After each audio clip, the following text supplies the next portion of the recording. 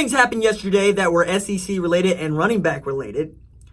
First one was Tavien made it official, choosing to transfer from national champion Clemson to middling South Carolina? Dude's from South Carolina, so that kind of makes some sense, right? I get that. Tavien also leaves Clemson as its second leading rusher in average yards per attempt, which is no mean feat unless your name is Travis Etienne, and I think that's really what we're talking about, right? He did not want to be the dude playing behind Travis Etienne again, and he had the opportunity to do it as a grad transfer, and I don't begrudge him that. He's also leaving on good terms with Dabo Swinney, as good terms as you can leave on when you're, a guy who was nurtured, invested in, got carries, just wasn't Travis Etienne, and you want to go and you want to play somewhere else. Cool. That is his prerogative, and that's what I think he should do if that's what he wants to do. The other thing that happened is Kendall Milton chose to go to Georgia.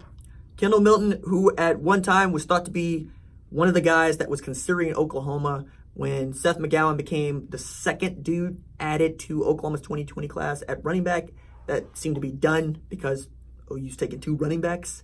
A third was possible if it was a dude of Milton's caliber, but the likelihood of Milton wanting to join 2 other running backs in the same class was next to none. And then Dell McGee did what Dell McGee does, which is recruit like all hell. And Kendall Milton chose Georgia over Ohio State and LSU, among others. But he's 5-star tailback. He had all the tools.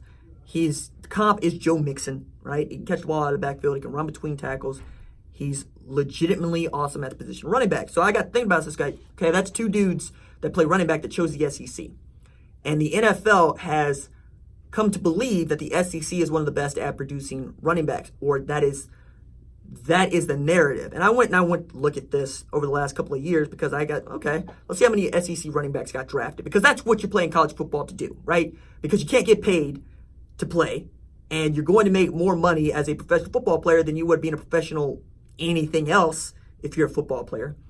So who were the guys that got drafted even last year to come out of the SEC? Well, Josh Jacobs, right? Alabama. Tulsa, stand up. McLean, stand up. Damian Harris, also out of Alabama. Benny Snell out of Kentucky. And then George Scarlett out of Florida. Travion Williams out of Texas A&M. Cullen Gillespie, also out of Texas A&M. Chandler Cox out of Auburn. Those guys were all taken in last year's draft, with Jacobs being the only guy that was drafted in the first round, right?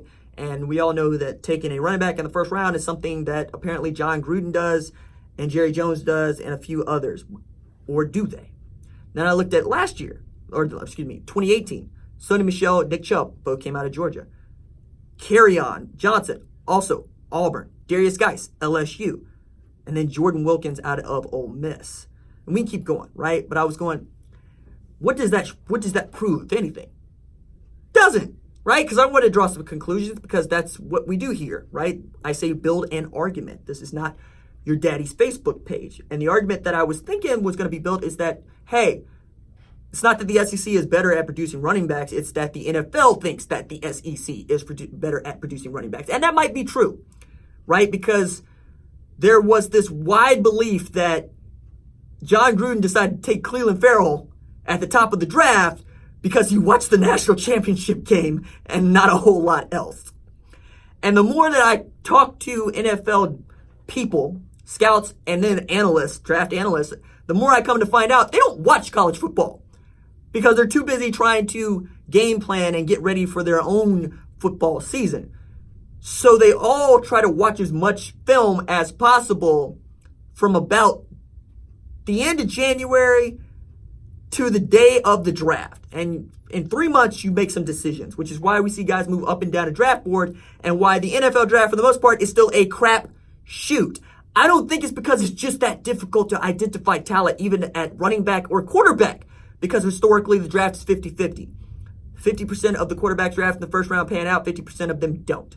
For every Tim Couch, you seem to sometimes wind up with an Aaron Rodgers. But also, you're looking and going, which other dude that was drafted here lately is going to end up being way more Tim Couch than Aaron Rodgers? And you do that with running backs, or you used to.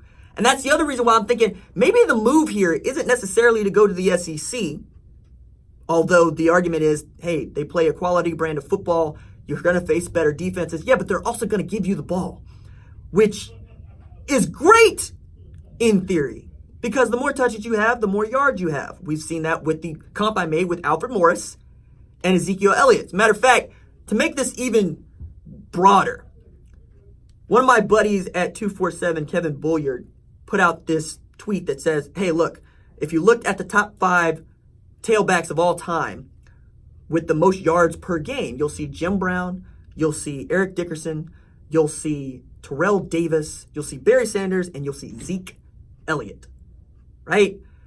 To which I'm going, one, Zeke Elliott's played 3 years. So you're using a 3-year sample size to make your argument, which is flawed. But let's say that it's true. That means that Alfred Morris is also there if you just give him the same amount of touches and nobody's trying to put Alfred Morris in the Hall of Fame, which was the argument being made. So as cool as it is to see Tavien Feaster and Kendall Milton go to SEC schools and get to play in front of SEC defenses and maybe be able to show something that, I don't know, maybe they think Rodney Anderson wasn't able to show, notably that you can stay healthy. That's about it, man. So, like, if you're Ronald Jones, I think you have just as great a chance of succeeding out of USC as you do Georgia. And I can make that same argument with a guy like Kennedy Brooks at Oklahoma, who was not that, he was a highly regarded recruit, don't get me wrong, he's a high major guy. But Cale Gundy said, I didn't know if we should offer him or not, because you're looking at him from a size standpoint and you're going, is he that good? Turns out, yeah, he is that good. He is a walking first down, but it's not something that you would really get to see on paper, or something that you get to see on paper. It's not something you get to see in his physique and how he carries himself. So Kendall Milton and Tavien Feaster still clearly have some things that they need to figure out, and I hope they do get it figured out.